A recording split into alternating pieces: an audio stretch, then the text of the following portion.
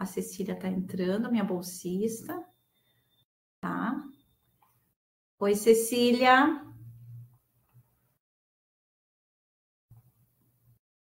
Eu vou começar falando, então, tá?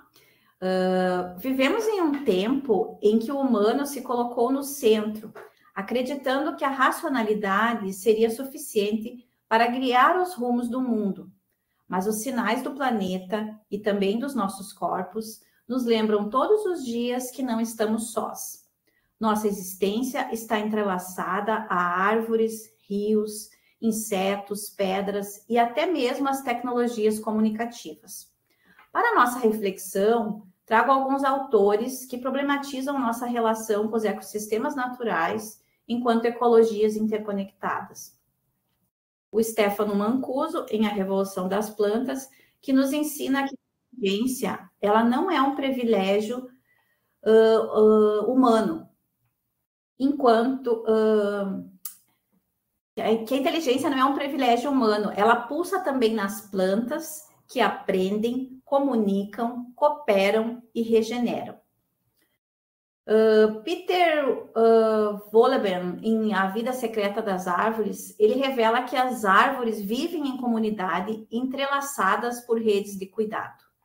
Anna Tsing, em Um Cogumelo do Fim do Mundo, nos lembra que até mesmo nas ruínas, os fungos abrem caminho de vida, mostrando a importância de enxergar o mundo a partir de uma perspectiva de ecologias interconectadas.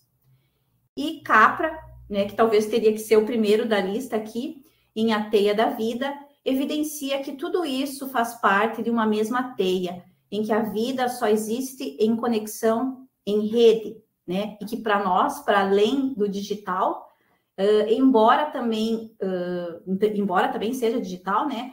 Já que qualquer superfície hoje a gente pode estabelecer conexão com ela, né? E nesse caso, essas superfícies têm voz e têm agência. É nesse entremeio entre humanos e não humanos, entre o visível e o invisível, que habita a pesquisa e a prática da Nathalie. Ela é designer com mais de 20 anos de experiência, é doutoranda em design pela PUC do Rio e integrante do grupo Ecotopias. Ela nos convida a deslocar o olhar, perceber que não basta apenas pensar futuros a partir da lógica do crescimento e da predação, mas imaginar futuros que se alimentam da inspiração, do cuidado e da regeneração. Seu trabalho com o tarô regenerativo, que eu já comprei, nasce dessa escuta dos símbolos do inconsciente, do coletivo e da própria terra, como uma forma de abrir frestas no imaginário, permitir que mundos ainda não vividos possam emergir e nos convocar a escolhas mais éticas e conectadas com o mundo e conosco mesmas. Trata-se de um mergulho interno em busca de uma autotransformação que, por sua vez, alimenta a regeneração de outros mundos. Hoje, a Nathalie, então, nos guia nesse exercício de pensar com o coração, sentir com a razão, imaginar criativamente como o design pode ser um caminho para que humanos e não humanos coexistam em harmonia em um mundo onde regenerar é também reinventar a própria vida. Então, é com muito prazer que a gente te recebe, né, para te ouvir. Eu estava muito ansiosa, assim, para ouvir, né, sobre o teu trabalho, super recomendado pela Débora, que é nossa parceira aqui, né, e a gente vai te assistir outras vezes, né, a partir da gravação dessa nossa conversa, tá bom? Seja muito bem-vinda, Nathalie. Legal, bacana, Lisiane, obrigada pelo convite, é uma honra para mim estar aqui falando com você, e acho que o seu texto, assim, muito bonito, né, a sua fala, que traduz um pouco das principais preocupações e também dessa busca de um diferente ponto de vista, né, de uma perspectiva que esteja muito mais alinhada com a ecologia, né, do que, de repente, esse pensamento predominante, hegemônico, que vem de um lugar muito do mecanicismo, de um pensamento moderno, né, da fragmentação, que vê realmente uma divisão entre humano e natureza, né?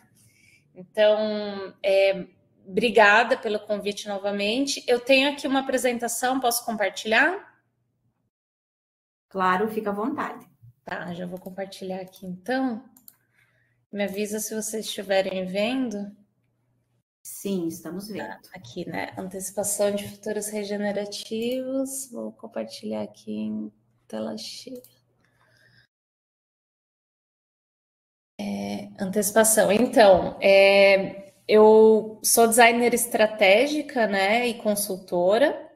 Eu fiz o meu mestrado na Unicinos em design estratégico, mas a minha ênfase foi sobretudo nesse pensamento da regeneração, desse pensamento da regeneração. E eu busquei até uma proposta que fez uma hibridização, né, do design estratégico com o design regenerativo. E eu sou integrante também do Ecotopias, como você mencionou, né, que é o Laboratório de Design Socioambiental da PUC-Rio. Hoje, como doutoranda, né, e estou nesse trajeto, nessa reta final aí. E também a minha maior experiência, ela está nesse caminho do design estratégico, principalmente pensando no contexto do digital. E dentro desse trabalho de doutorado, acabou que eu estou buscando mudar um pouco o escopo de atuação minha, né? Desde o mestrado, eu venho trabalhando com mais esse tema da sustentabilidade e da regeneração. Então, eu tenho uma larga experiência em projetar serviços e processos organizacionais, sendo que tem um pouco esse trabalho de co-criar com as pessoas, né? Co-criar, fazer essas facilitações, e para isso a gente repensar o próprio processo de design. Então, é um pouco desse lugar que eu falo agora, dentro também da academia, né?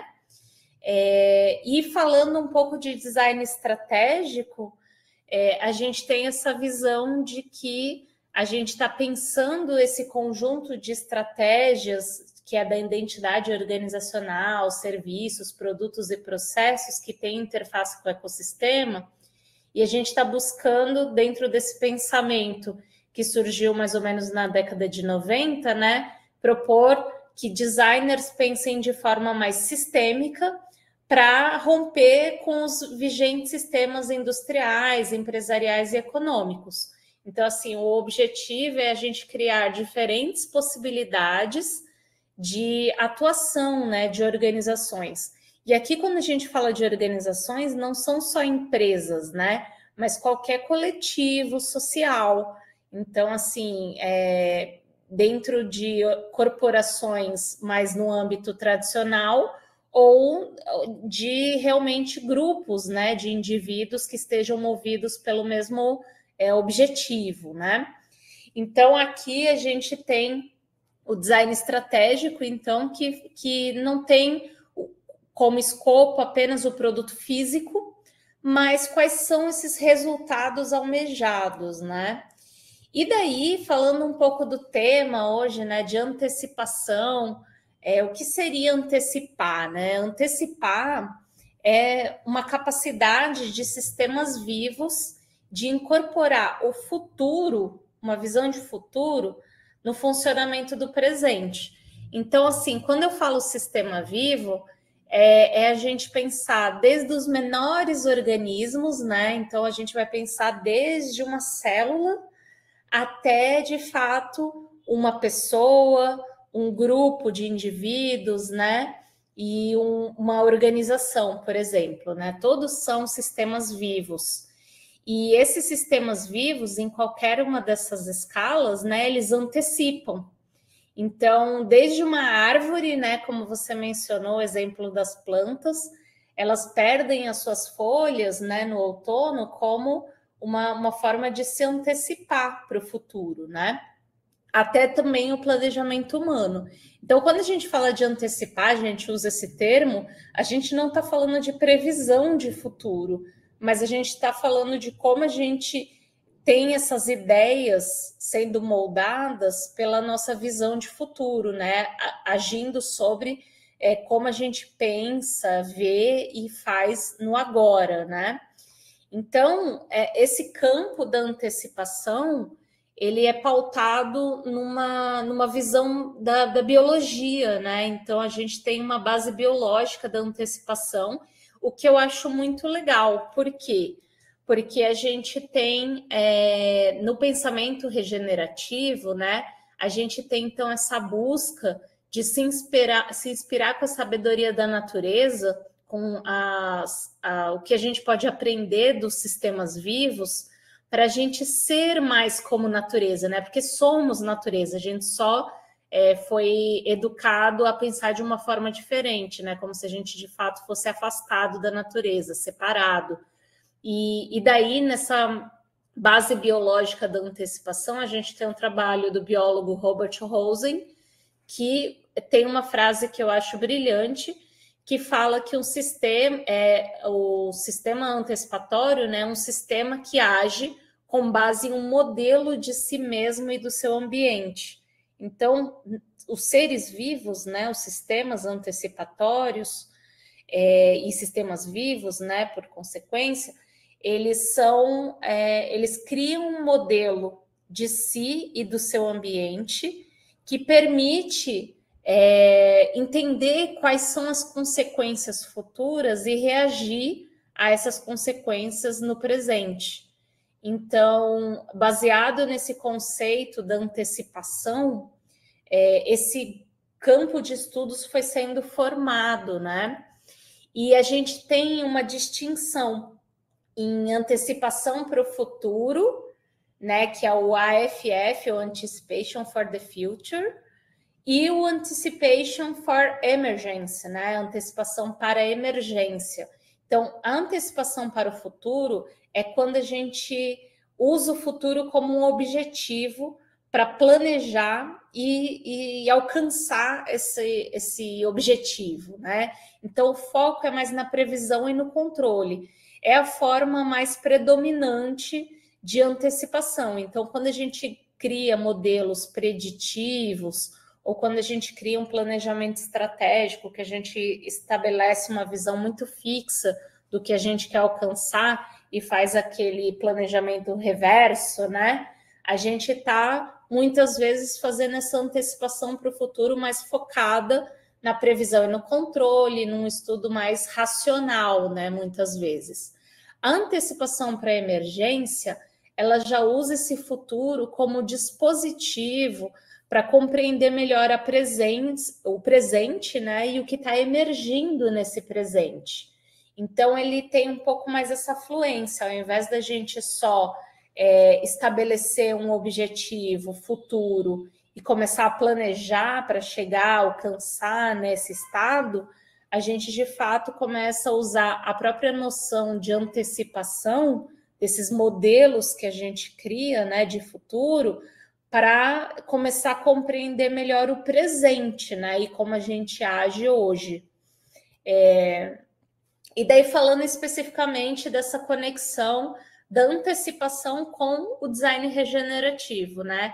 Então, se a gente, olhando para a antecipação para a emergência, a gente está focando, então, em expandir a nossa percepção para o agora, como que a gente poderia qualificar essa antecipação para que ela não apenas, assim, abra possibilidades, mas contribua para a regeneração dos ecossistemas, né? Então, pensando nisso, o Fábio Scarano, né, que é um cientista e ecólogo, ele fez uma proposta de antecipação regenerativa que eu adotei na minha tese, né? Então, lá no mestrado, eu comecei a estudar regeneração, entendi que regeneração é um processo da vida, né? Então, enquanto estamos falando aqui, tem processos regenerativos acontecendo, né? Em nós, no nosso entorno. E daí, o Fábio Scarano, então, que está aqui na foto, né? Eu tirei essa foto lá no Museu da Manhã, numa cátedra da Unesco de Alfabetização em Futuros, de futuros regenerativos, né, especificamente. Então, eu fiz essa disciplina com ele e foi muito interessante porque ele falou bastante da antecipação regenerativa como um processo que articula memória, atenção e imaginação. Então, essa antecipação, ela não projeta planos sobre o mundo, né? Como a gente viu no Anticipation for the Future, né? Mas escuta a sua potência de vir a ser. Então, está se enraizando nessas relações simbólicas e ecológicas do presente e dos múltiplos passados. Então, por que dos múltiplos passados? Porque a gente carrega muito desses passados que muitas vezes foram distorcidos e até apagados, né? Então, assim, a gente tem uma série de passados, né? A gente tem um passado que vem dessa linhagem do pensamento moderno, a gente tem passados que foram que tentaram invisibilizar, como muito que vem da tradição do conhecimento tradicional indígena, por exemplo, né? A gente tem aí múltiplos passados que a gente, fazendo essa articulação entre memória, atenção e imaginação, a gente pode culminar nessa antecipação regenerativa, né? E falar de antecipação regenerativa é falar de bem-estar planetário, porque, como você bem colocou na sua fala inicial, a gente está olhando não só para criar condições para humanos, mas para mais que humanos e outros que humanos também, né? Então, falar de antecipação regenerativa é falar de um bem viver, de um bem-estar planetário, né? E daí, falando dessa regeneração, a gente entende que é preciso uma escuta. E aqui, escuta tem relação com percepção, né? Então, não é só ouvir, mas é reaprender a ver, se permitir ser tocado, né? É poder imaginar coisas. Então, é mais num sentido de uma expansão e de um aprimoramento ali da nossa percepção. E a gente precisa escutar a linguagem de Gaia. Quem é Gaia? Né? A Mãe Terra. Então, é ver a Terra como um organismo vivo que se regenera e que comunica. Então, Gaia, né, enquanto Mãe Terra, enquanto esse planeta, né, esse organismo vivo, ele também comunica através de cada acontecimento ecológico. Né? Então, cada acontecimento carrega mensagens, então, né, desde um florescer até uma migração animal, a gente pode entender que há um diálogo simbólico e físico operando a todo tempo, né? Que esse mundo ele está se regenerando e também está comunicando. E as metáforas ecológicas são uma forma da gente acessar e compreender essa linguagem, né? Porque quando a gente fala quase sem perceber de ciclos da vida, de raízes, enraizar, fala de semente, fala de cultivar, né? A gente está fazendo referência a metáforas ecológicas que nos conectam de forma simbólica e intuitiva com essas forças, né, da vida, e que a gente precisa começar a se atentar para, né? E aí eu entro numa parte que é fundamental da minha pesquisa, que é entender que a regeneração ela acontece, então, nessa articulação das ecologias ambiental, social, subjetiva, né, que a gente também pode chamar de cultural, mas que tem uma lacuna, né? Tem ainda algo que a gente pode explorar nesses processos subjetivos, né, e que promovam essa autotransformação necessária, né? Então, eu comecei a me adentrar muito nesse mundo da ecopsicologia, da psicologia, e começar a explorar essas conexões entre mente, matéria, ou psique e mundo, né? Então, por que psique? Porque a gente não está falando só do plano mental racional, a gente está falando todo desse plano sutil que está ligado também a sensações, sentimentos, intuição, né?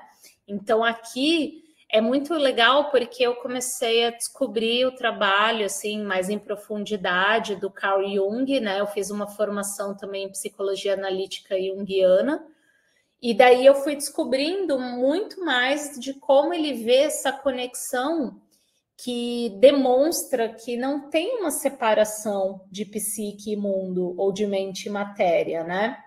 E isso é evidenciado por um conceito que ele apresentou que chama sincronicidade, né? Então, sincronicidade é aquela coincidência significativa. É quando dois eventos, eles estão unidos por uma relação de significado e não necessariamente por uma causalidade linear, do tipo A levou a B.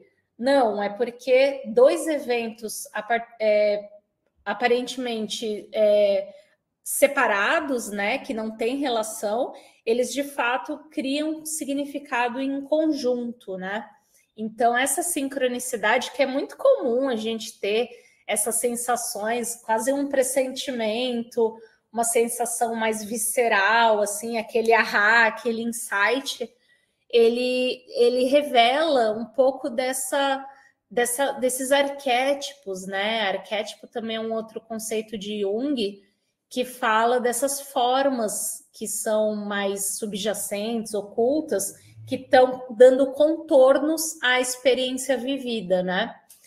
E daí a intuição é uma forma da gente acessar, conectar com esse inconsciente, com esses arquétipos, né? E acessando essas potencialidades futuras. Então tem esse termo difícil, memória ontológica, né? Por quê? Porque é esse espaço onde é um só tempo, né? Onde os tempos se mesclam. Então é uma memória ontológica, é uma memória de mundos, né? Então aqui é uma forma da gente estimular esse processo de ligação da nossa subjetividade com o mundo através também de um processo intuitivo que está ligado nessas sincronicidades, né? E aqui eu trago uma frase, né, do livro do Tarot Regenerativo, que é um livro que eu estou publicando agora, que você mencionou, ele é o Tarot mais um livrinho, né, que realmente traz toda a parte de fundamentação teórica e a descrição e perguntas de cada carta. Ele traz essa visão de que o mundo antes era um ser animado, ou seja, dotado de alma, né? E nós fazíamos parte dele, dentro dessa harmonia maior. E a gente reconhecia nesse mundo uma alteridade, né? Então, a gente não via ele como um recurso a ser dominado. Então, quando a gente vê o mundo como um outro, com O maiúsculo, no sentido de que é um alguém, né, com que a gente pode escutar, dialogar e corresponder, muita coisa muda, né? E daí a gente junta, então, né, essa visão de antecipação com futuros regenerativos, para não apenas usar uma visão de futuro, mas cultivar esse futuro de forma consciente, atenta e regenerativa. Então, aqui a gente vai, desde o presente, né, cultivar essas possibilidades de futuros regenerativos, né? E daí, como colocar toda essa parte teórica em prática, né? Então, no meu trabalho de doutorado, eu tinha como intuito fazer uma ferramenta mesmo, né? Uma ferramenta que ajudasse nesses processos de design. E então eu juntei toda essa questão da antecipação regenerativa, com as metáforas ecológicas, com esse olhar para a nossa subjetividade, e criei o tarô regenerativo, né? Que você mencionou no começo, eu também falei do livro. Então, assim, a gente tem, então, aqui um sistema projetual de metáforas e analogias ecológicas para fazer essa antecipação regenerativa. Então, o livro, ele acompanha, ele tem 112 páginas, né? Ele acompanha também as 22 cartas, né, ou arcanos aqui, E por quê, né? Eles simbolizam essa jornada arquetípica da regeneração. Então, assim, existe um processo de autotransformação e regeneração que a gente pode entender que arquétipos e metáforas o compõem. E cada carta ilustra uma etapa dessa jornada arquetípica, né? Que a gente pode se sintonizar. Então, o objetivo do tarô regenerativo é fomentar a intuição, a imaginação criativa e promover essa sintonia com esses processos que já são da própria realidade, né? Então, o tarô, para quem não conhece, né, ele é uma sabedoria ancestral, né? A gente tem mais de 6 séculos de uso do tarô. Tarô de Marselha é o mais conhecido deles, né? E esse tarô, ele foi falado por Jung, né, esse famoso psiquiatra e psicólogo bastante renomado, que o tarô, assim como outras artes mânticas, como a astrologia, a oniromancia, que é a interpretação de sonhos, ou até mesmo búzios, né, da cultura iorubá. Então, a gente tem aí artes que eram artes mânticas ou divinatórias, que, na verdade, elas são sistemas de antecipação. Por quê? Porque elas estão fazendo a gente refletir acerca de arquétipos e acerca da própria subjetividade daqueles que estão praticando. E daí eu fiz, então, o tarô regenerativo, que é todo pautado numa história de uma planta brasileira, né? Uma planta da restinga brasileira. E o Fábio Scarano, que eu já mencionei, ele estudou por anos, né? Por mais de década, alguns processos ecológicos e biológicos dessa planta, que aqui na foto da esquerda, a gente vê ela na Mata Atlântica como uma estranguladora, né? Então, ela é uma planta que cresce na copa de árvores por conta de iluminação, né? E também por conta de nutrientes. E ela cresce, então, as raízes e ela estrangula a sua própria hospedeira, né? E ao longo de muito tempo, né, através de um processo de dispersão de sementes, ela conseguiu migrar para a restinga, ou seja, essa foto da direita, onde a gente tinha só bancos de areia, né? E daí esse lugar super árido, onde a gente vê a clúzia adquirindo um novo, né, desenvolvendo um novo papel para o seu ecossistema. Então, ela passa a crescer na areia, ela vira uma árvore alta e debaixo dela outros seres crescem, né? Então, você tem várias espécies que crescem sob a clúzia e ela vai criando essas ilhas de mata, reproduzindo um pouco do seu habitat natural, né, que era a Mata Atlântica. Então, ela se torna de estranguladora uma regenerante, né, uma regenerante de Gaia. E daí, essa história, né, ecológica aqui da clúzia, ela foi narrada, né, foi criada uma história pelo Fábio Scarano, que está no livro Regenerantes de Gaia. E daí ela também, a clúzia, ilustra o tarô regenerativo, né? Então aqui a gente tem toda a trajetória da regeneração da clúzia, né? Que sai desde sombra oculta, né? De estranguladora até regenerante aqui, né? Então a gente tem esse processo aqui que é muito símbolo e metáfora do processo regenerativo que a gente tem que perseguir enquanto indivíduos e coletividades, né? E daí é interessante a gente perceber, né, como o mundo que nos rodeia pode ser ao mesmo tempo um outro, mas um reflexo de nós mesmos, né? Então, quando a gente olha a história da clúzia, quantas pessoas podem se identificar nessa planta, né? Então, assim, você está olhando para um ser que é um alguém, que é um ele mesmo, né? Então, você está diante dele, mas ele também diz respeito de uma qualidade que é nossa, né? A gente faz parte da natureza. E nesse paradoxo, né, de ser parte e estar diante, se dá a dança do autoconhecimento e da regeneração. E daí o tarô, ele serve, então, como esse espelho, né? Como esse espelho de nós mesmos e do nosso contexto. E ele serve como uma ferramenta de um diálogo estratégico também, né? E pode se configurar como um ritual contemporâneo. Por quê? Porque ele é um momento destacado para escuta, para construção de sentido, para uma linguagem simbólica, né? E um momento que você pode, sozinho ou em grupo, tá criando esse sentido na vida, né? Então, tá fazendo, de fato, uma antecipação de futuros desejáveis, né? Então, aqui eu tenho algumas fotos de uma oficina que foi realizada. Então, aqui tem ali a tiragem das cartas, a gente chama tiragem, né? Que é esse jogo de dispor as cartas e abrindo cada uma delas, revelando cada uma delas, fazendo uma interpretação. E daí é um trabalho bem rico, porque às vezes o que é conhecido para uma pessoa não é para o colega.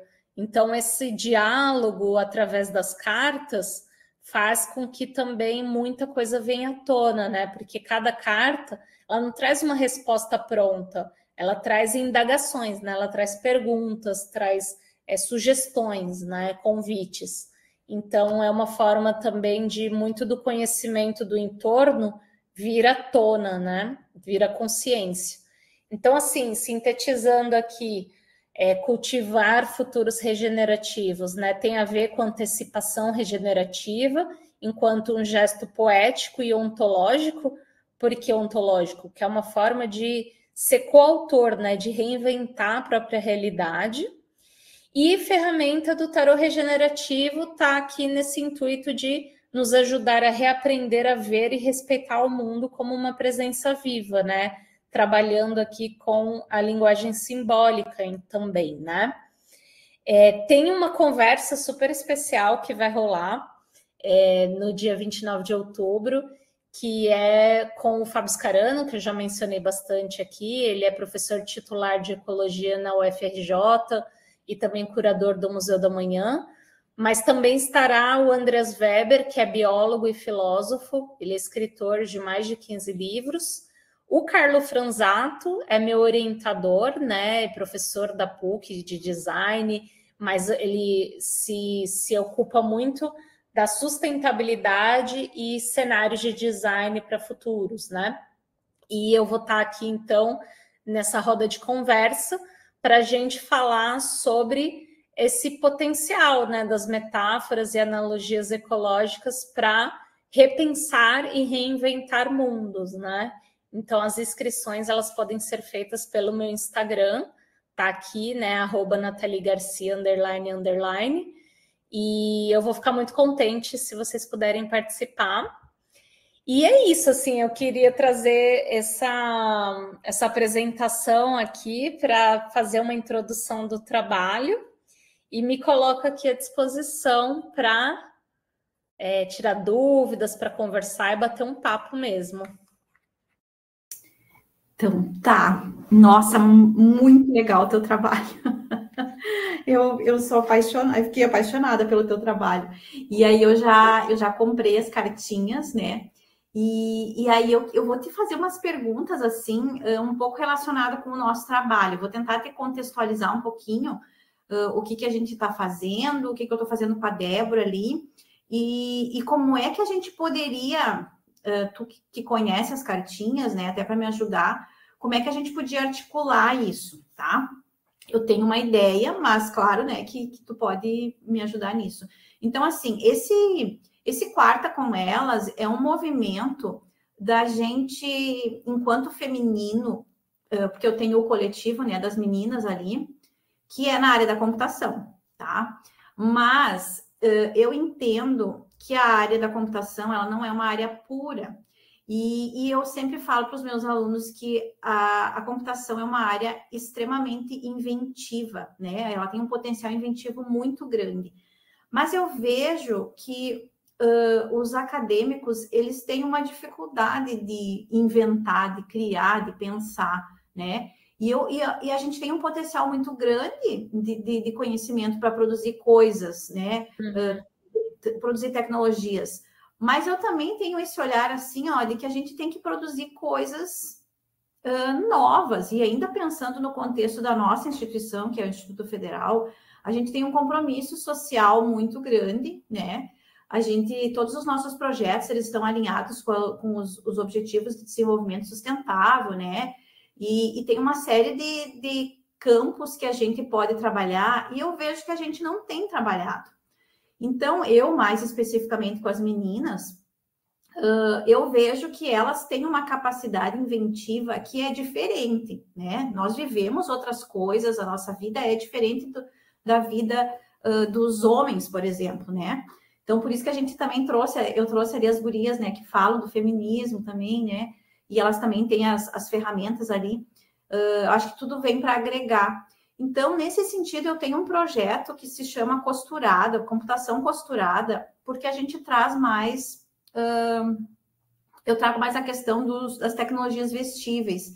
E como elas vão estar muito intimamente ligadas ao nosso corpo, como é que a gente vai pensar elas, né? Para que elas sejam boas tecnologias, né? Não tecnologias pensadas para talvez explorar mais o nosso corpo enquanto feminino, né? Então, é um trabalho que eu, enquanto pesquisadora, quero continuar desenvolvendo com os vestíveis. E aí eu tenho procurado integrar um pouco mais outros conhecimentos, porque, inclusive, na minha pesquisa de doutorado, eu cheguei à conclusão de que os vestíveis, eles não são somente do campo da computação, por exemplo, ele envolve engenharia elétrica, pode envolver engenharia mecânica, pode envolver o design, pode envolver a moda, né? Então, a gente precisa dessas interfaces e vai envolver também a área do conhecimento onde vai ser usado esse vestível, né? Então, a gente precisa articular esses outros saberes e eu penso sempre em produzir uma outra ciência, né? Um outro tipo de ciência para além do que a gente está vivendo. E daí eu fui olhar teus artigos lá e tal, eu vi que tu usou a cartografia também, né? Também, na minha tese, eu também. Eu trabalhei com a Kastrup em dois conceitos, que foi o conceito de inventividade, né? Que é um conceito raiz dela, que para mim é muito, muito caro, assim, que é o que, por exemplo, o teu trabalho é um trabalho inventivo, né? Totalmente inventivo. E isso eu trago para o meu trabalho também, né? Da gente inventar outros mundos possíveis. E eu acho que a mulher na computação, ela precisa... a gente precisa estar ali para inventar outras coisas. E daí eu sempre falo para as gurias, inventar para nós, por nós, né? E para os outros, com o olhar que a gente pode trazer diferenciado. Daí eu acho que o teu tarô, assim, é muito importante nesse sentido, né? Da gente também olhar para a gente, né? Tentar se entender ali o que a gente pode produzir de diferença no mundo e na pesquisa, né? Nas nossas relações. E então é mais ou menos assim. Então eu também produzi uns cards, uns cartõezinhos lá, né? Que, nossa, nem chega perto do que tu está fazendo, mas também com pontos importantes da minha pesquisa que eu fui identificando. E aí a gente está pensando com a Débora em ir expandindo isso, sabe?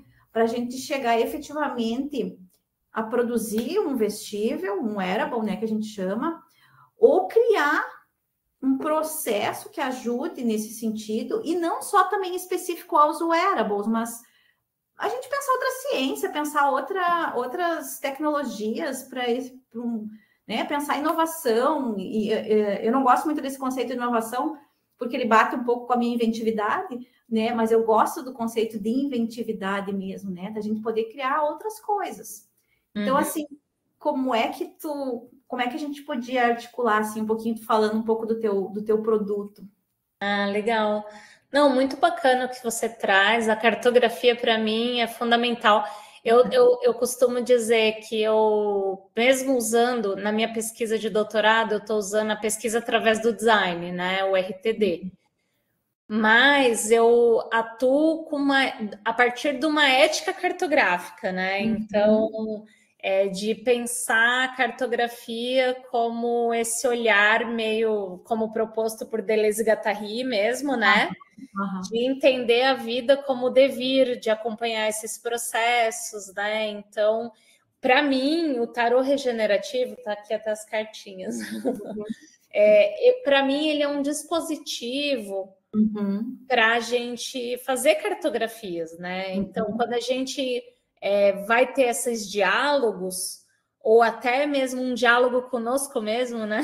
Com a gente mesmo, a gente pode cartografar essas ecologias, fazer esse reconhecimento do que nos compõe, né? E de como a gente se relaciona com o nosso entorno, quais são os nossos sonhos. Então, eu vejo como um trabalho que está conectado com esse princípio, assim, sabe? De a gente, através de um determinado dispositivo, a gente acompanhar, de repente, um processo, né? Que pode ser um reconhecer, que pode ser um reinventar, um ressignificar.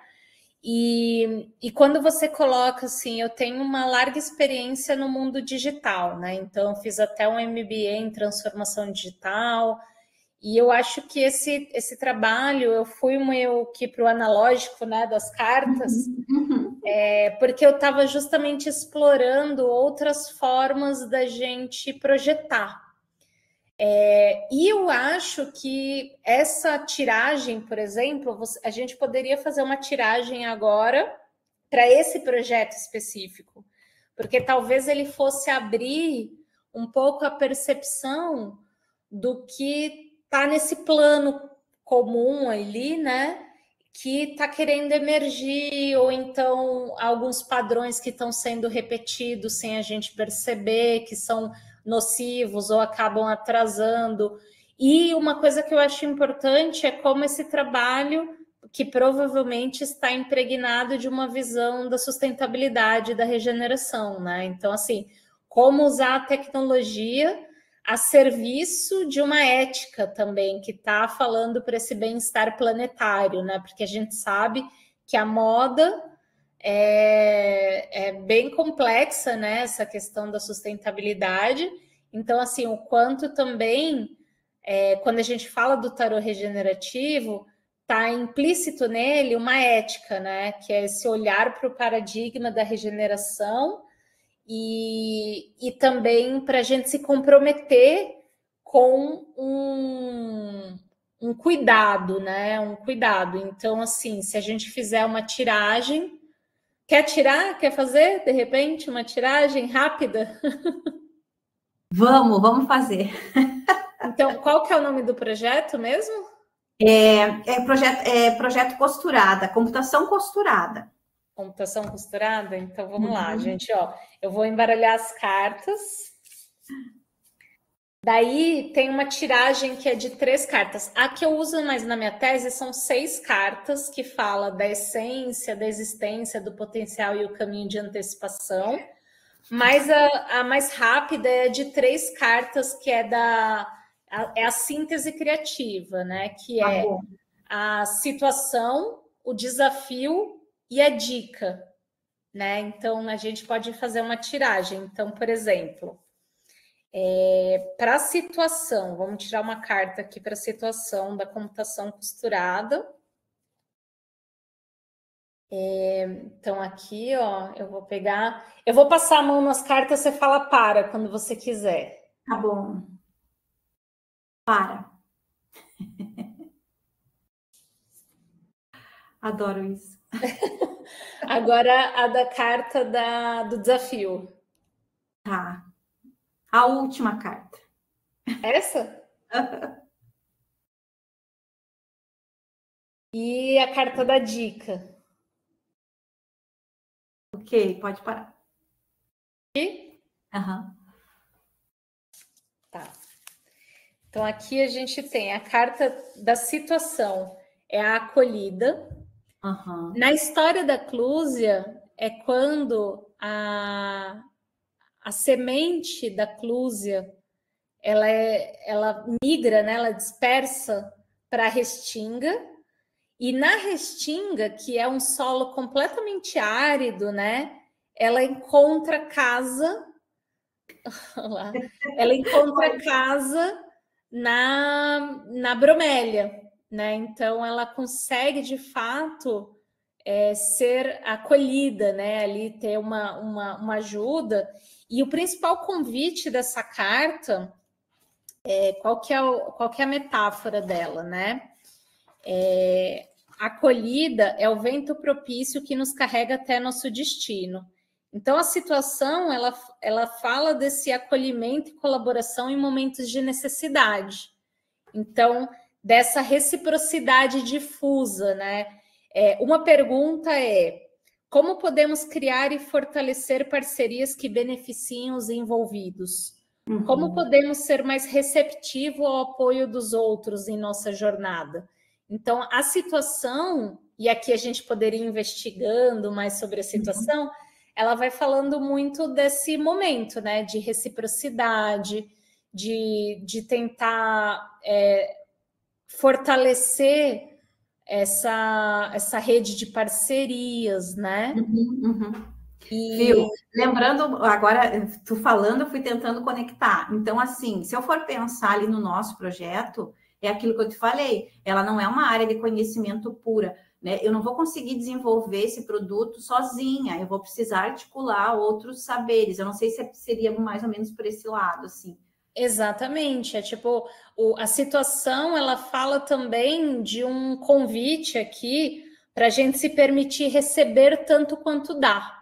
Então, assim, se for pensar nessa transdisciplinariedade, tá muito no que se pode aprender dessas outras áreas, né? Então, assim, a gente está fazendo algo em prol de um objetivo, mas também o quanto a gente se permite receber ajuda, receber apoio, receber conhecimento, né? Se transformar a partir desses encontros, né? Então, tem um pouco disso. A carta do desafio é a queda. A carta queda, ela fala do momento da Clúzia, quando ela saltou da bromélia, né? E ela tá num período aqui que é de incerteza, né?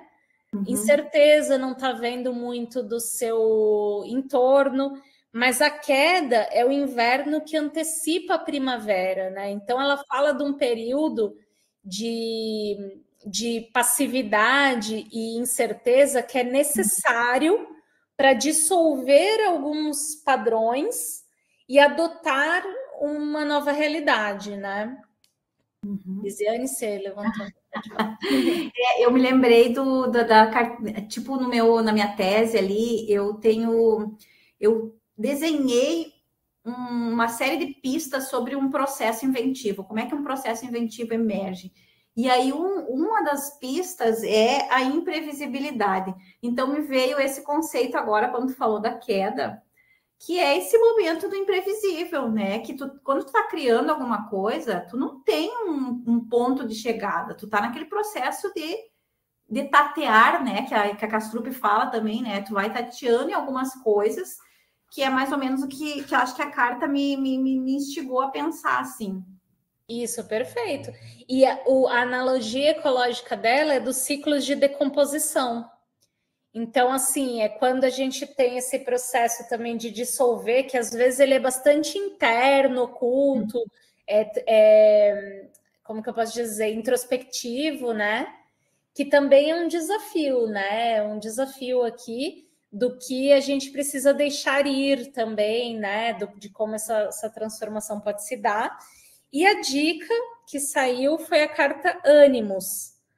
A carta Ânimos é quando a Clúzia, ainda como estranguladora na Mata Atlântica, ela tem esse vislumbre e ela decide ir para a Restinga, né? Então ela tem quase como se fosse um insight, né? Ela se conecta ali com uma intuição e ela cria esse caminho para ela de se ressignificar num novo território. Então, Ânimos é esse guia interior que intui o caminho entre a ancestralidade e a inovação. Então, a dica da carta, ele fala da analogia ecológica, é exaptação. É quando a gente se adapta para o desconhecido, né? Então, o que a intuição está dizendo nesse momento? Como que a gente pode confiar mais a intuição para tomar decisões mais sábias, né? Então, aqui a gente está falando muito de aplicar um conhecimento que também vem muito dessa intuição, mas também de um conhecimento ancestral para promover essas soluções, né? Então, daí aqui a gente começa, então, a fazer essa flexão entre as cartas, né? E daí você também vai dizendo, por exemplo, o que essa carta remete para ti, né? Eu acho que é o processo da inventividade mesmo, né? E daí eu pensei nas meninas, né? Porque tem tanta coisa que elas podem. E daí eu me lembro, a Sandra participou de um workshop agora há pouco, mas teve um outro anterior que a gente fez que foi muito importante. Assim, elas trouxeram tantas coisas do feminino, que eu assim fiquei. Nossa, depois eu fui olhando os desenhos que elas fizeram, eu fiquei apavorada, assim, sabe? De coisas que elas trouxeram, que eu sou mulher e que eu não passei por aquelas coisas, né? Então, vai emergindo muita coisa. Tipo assim, elas tinham 14 meninas e elas pensaram em 38 possibilidades de tecnologias vestíveis. Então, assim, muita coisa que elas enxergavam que eram problemas que elas gostariam de resolver, sabe? Que eram problemas do feminino mesmo, assim. Então, me remeteu bastante isso que tu falou ali da carta, dessa última carta, assim, né? Dessa coisa bem intuitiva, assim, de coisas de vivências também, né? Você fez relação, por exemplo, com a inventividade, com a queda, foi qual mesmo? Imprevisibilidade. Imprevisibilidade e acolhida, você também fez essa conexão com... Foi da acolhida, não me lembro. Mas tem a ver com essa transdisciplinaridade, né? Isso aí, dos múltiplos saberes, né? Que tu precisa conectar ali. Sim, sim, pois é. E assim, dessa forma a gente vai promovendo um diálogo e daí as pessoas vão trazendo, né, as suas percepções e o mais importante, a analogia ecológica nos convocar, porque tem implícita nas perguntas e nas descrições uma ética dessa regeneração, né? Então, você, de certa forma, vai sendo apresentado para essa visão de mundo, aonde alguns cuidados são mencionados ali, né? Algumas questões são mais proeminentes ali. E daí a gente vai fazendo essa conversa, né? E é legal, por exemplo, na tiragem de 6 cartas, eu tenho canvas, não vai dar para ver aqui, mas eu tenho um canvas que tá clarinho essa impressão, mas ele tem perguntas, ó, tá vendo? Tem perguntinhas assim. Daí eu tenho um canvas, daí tira 6 cartas em cima do canvas e a gente consegue fazer de fato uma visão e orientadores de caminhos e atitudes, né? De ações e atitudes para a gente alcançar uma visão. Então tem um pouco desse olhar, assim. Viu, Sandra? Ela é bem legal, assim, o trabalho da Nathalie. A Nathalie, a Sandra é a nossa diretora do campus, né? Prazer, Sandra. Minha amiga. Prazer, Nathalie. Na verdade, eu acessei a sala e eu não deixei tu entrar. E depois aí me chamaram numa outra reuniãozinha que estava acontecendo e aí eu não conseguia sair da tal da reunião. E aí terminou, eu pensei, agora eu vou entrar, mas aí a gente perde né, porque vocês iniciam... Viu, mas depois a gente conversa depois. Eu achei bem interessante que a Nathalie, ela faz... como é que tu disse? Tu faz algumas conduções de processos, assim, né? Dentro das instituições também, né? Então, vamos olhar bem o trabalho dela, é bem bacana, assim, para a gente pensar outras coisas, né, Sandra? Outros processos, conduzir. Acho que dá para a gente. Agora eu comprei as cartinhas dela, estou esperando, né? E vamos tentar usar eles e trabalhar, né?